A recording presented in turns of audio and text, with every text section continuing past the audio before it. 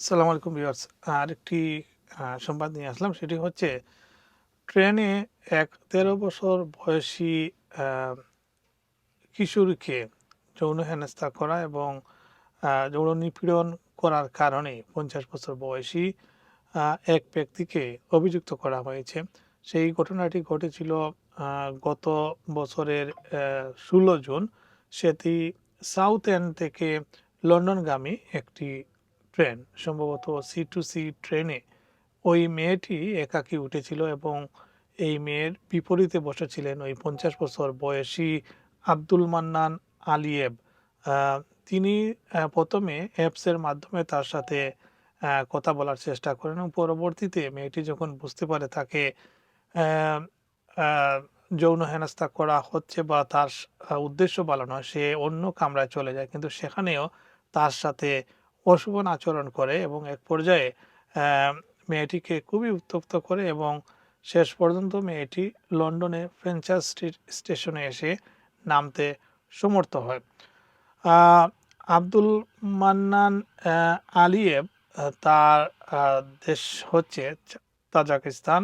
তিনি তাজিকিস্তানের নাগরিক এবং পেকহামের রাইলেনে বসবাস করেন তিনি। লন্ডনগামী ট্রেন মেয়েটিকে তিনি ১ম বিপরীত বসেন, যেটি আগে বলছিলাম।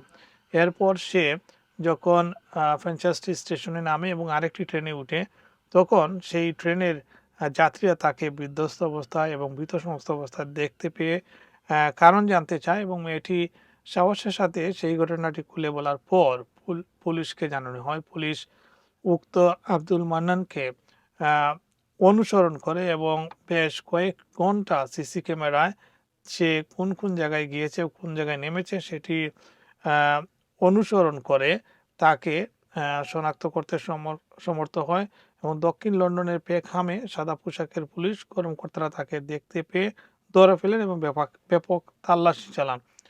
ফরেনসিক দল তার বাড়িতে তল্লাশি চালিয়ে হামলার সময় পরা পোশাকটি খুঁজে পায়। ব্রিটিশ ট্রান্সপোর্ট পুলিশের এটি সহায়তা করে এবং সর্বশেষ যেটি বলা হয়েছে যে যৌন হেনস্থার কারণে তাকে দোষী সাব্যস্ত করা হয়েছে।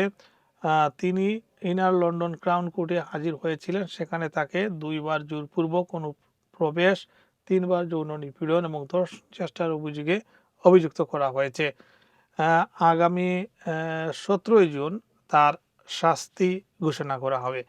তো ভিউয়ার্স, যারা আসলে অনেকেই আ শয়তানের প্ররোচনায় পড়ে হোক বা তার নৈতিক অবক্ষয়ের কারণে হোক, আ তরুণ কিশোরীদেরকে এ ধরনের টার্গেট করেন, আপনারা আ আপ এ ধরনের ঘটনা থেকে বিরত থাকবেন। যদি আপনি এদেশে লিগ্যাল না হয়ে থাকেন, আপনার ফ্যামিলি যদি এদেশে না থাকে, তাহলে আপনাকে এই যৌন অপরাধের কারণে এদেশ থেকে বের করে দেয়া হতে পারে। সো আপনারা সবাই সাবধান থাকবেন এবং এ ধরনের অনৈতিক কাজ থেকে বিরত থাকবেন। ধন্যবাদ সবাইকে।